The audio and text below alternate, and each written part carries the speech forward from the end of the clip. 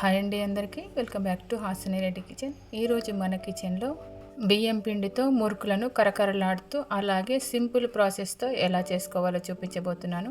సమ్మర్లో పిల్లలు ఎక్కువగా ఇంట్లోనే ఉంటారు కాబట్టి ఏదైనా ఇలాంటి చిన్న చిన్న స్నాక్స్ కావాలని అడిగినప్పుడు సింపుల్గా చేసేసుకోవచ్చు. మరి బియ్యం పిండితో క్రంచీ మురుకులను ఎలా చేసుకోవాలో చూసేద్దామా. ముందుగా 1 కేజీ బియ్యం పిండిని తీసుకొని బియ్యం పిండిని జల్లెడ పట్టేసి ఇలా రెడీ ఉంచుకోవాలి.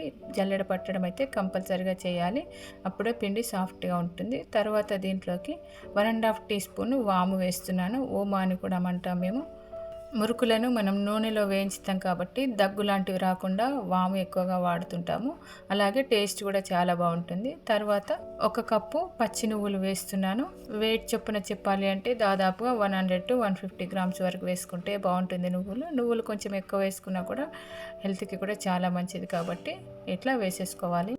తర్వాత 1.5 టీ స్పూను కారం పొడి వేస్తున్నాను.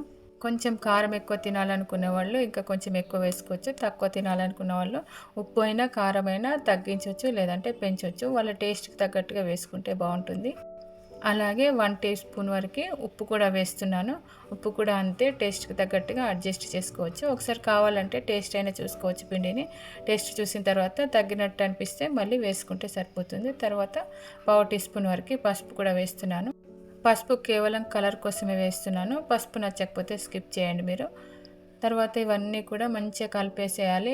నీళ్లు వేయకముందు పిండి కలిపితే అన్నీ కూడా సమానంగా పిండికి పట్టుకొని ఉంటాయి కాబట్టి వాటర్ వేసిన తర్వాత మంచిగా అన్నీ కలిసినట్టుగా ఉంటాయి. వాటర్ వేసిన తర్వాత కలిపినామనుకోండి ఒక్క దగ్గరే ఉండిపోతుంది. కారం కానీ ఉప్పు కానీ సరిగ్గా కలవదు కాబట్టి ఇట్లా పిండినంతా కూడా ఒకసారి మంచిగా ఇట్లా వేళ్ళతో అనుకుంటూ కలపాలి.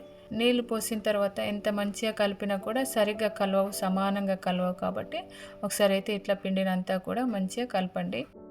ఇలా మంచిగా కలిపిన తర్వాత కొన్ని వాటర్ వేసుకుంటూ వీలైనంత గట్టిగానే కలిపి ఉంచుకోండి పిండిని. అయితే ఎక్కువ క్వాంటిటీలో చేసుకుంటే మాత్రం పిండిని మొత్తం ఒకేసారి కలపకండి, ఎందుకంటే చివరికి వచ్చేసరికి పిండి మెత్తగా అవుతుంది కాబట్టి ఒకసారి అయితే పిండిని మొత్తం గట్టిగా కలిపేసి రెడీ ఉంచుకోవాలి. కొంచెం క్వాంటిటీ అంటే 1/2 కేజీ 1/2 కేజీ పిండి తీసుకుంటే మాత్రం ఒకేసారి కలుపుకున్న ఏం కాదు, ఎందుకంటే తక్కువ టైంలోనే చేసేస్తాం కాబట్టి పిండి తొందరగా మెత్తబడదు. కాకపోతే ఎక్కువ చేసుకున్నప్పుడు మాత్రం ఇట్లా చూడండి ఈ విధంగా కలిపేసి రెడీ ఉంచుకోవాలి. తర్వాత పూసపావుకు ఎంతవరకు అయితే సరిపోతుందో అంతవరకు పిండి తీసుకొని ఇప్పుడు దీన్ని మంచిగా కలుపుకోవాలి.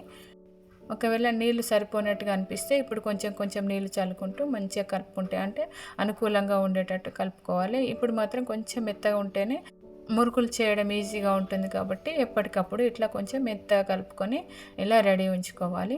నేను కలిపిన పిండి మాత్రం ఇంత మెత్తగా ఉండేటట్టు కలిపాను, అంటే చేయడం ఈజీ అవుతుంది కాబట్టి కొంచెం మెత్తగానే కలిపాను. ఇప్పుడు మురుకులు చేయడానికి ఈ రకం బిళ్ళ వాడితే మురుకులు కరెక్ట్గా వస్తాయి, అలాగే చేయడం కూడా చాలా ఈజీ అవుతుంది. తర్వాత దీంట్లోకి సరిపడేంత పిండి పెట్టేసి రెడీ ఉంచుకోవాలి. తర్వాత స్టవ్ పైన కడాయి పెట్టేసి దీంట్లోకి డీప్ ఫ్రైకి సరిపడా ఆయిల్ వేసుకోవాలి. మురుకులు చేయడానికి కొంచెం ఆయిల్ ఎక్కువ వేసుకుంటేనే మంచిగా వేయించుకోవచ్చు కాబట్టి ఎక్కువ వేసుకోవాలి. తర్వాత స్టవ్ని హై ఫ్లేమ్లో ఉంచేసి ఆయిల్ను బాగా వేడి చేసుకోవాలి. వీలైతే కొంచెం ఇలా వేసి చూడండి పిండిని, అప్పుడు అర్థమవుతుంది. డైరెక్ట్గా ఇలా పైకి తేలుతుందంటే నూనె కరెక్ట్గా వేడైందనమాట. ఇప్పుడు నూనె బాగానే వేడైంది కాబట్టి దీన్ని ఇలా తీసేసి పూసపావుతో మురుకులను ఇలా ఒత్తుతూ ఉండాలి. అయితే డైరెక్ట్గా ఇట్లా ముకుట్లో వేయడం వల్ల మురుకులు కరకరలాడుతూ వస్తాయి.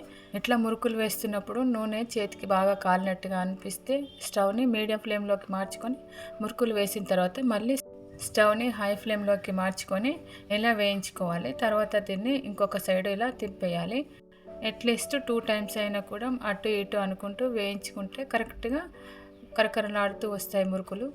లేదంటే ఒక సైడే వేయించుకుంటాం కాబట్టి మురుకులు మెత్తగా వస్తాయి, తర్వాత చల్లారిన తర్వాత గట్టిగా అయిపోతాయి. కాబట్టి 2-3 సార్లు అయినా ఇట్లా మంచిగా తింపుకుంటూ వేయించుకోవడం వల్ల మురుకులు అయితే బాగా వస్తాయి.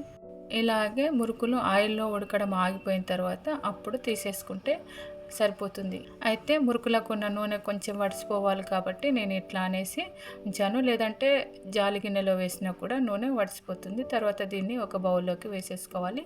మళ్ళీ ఆయిల్ మంచిగా వేడి కానివ్వాలి. ఫుల్గా వేడైతేనే మురుకులు మంచిగా వస్తాయి.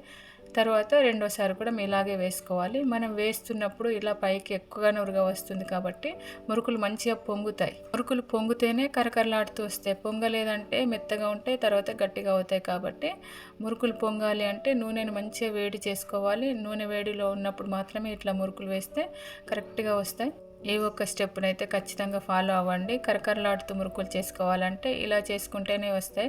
ఎక్కడ చిన్న మిస్టేక్ చేసినా కూడా మంచి మురుకులు అయితే చేసుకోలేము.